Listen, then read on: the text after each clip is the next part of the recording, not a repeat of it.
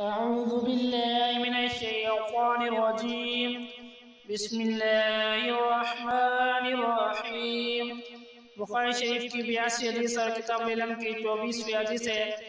قال حدثنا سعيد بن عفير قال حدثني الليث قال حدثني عقيل عن ابن شهاب عن حمزة بن عبد الله بن عمر أن ابن عمر قال سمعت رسول الله صلى الله عليه وسلم قال بينما أنا نائم أوتيت بقدح لبن فشربت حتى إني لا أرى الري يخرج في أغفاري ثم أعطيت فضلي عمر بن الخطاب.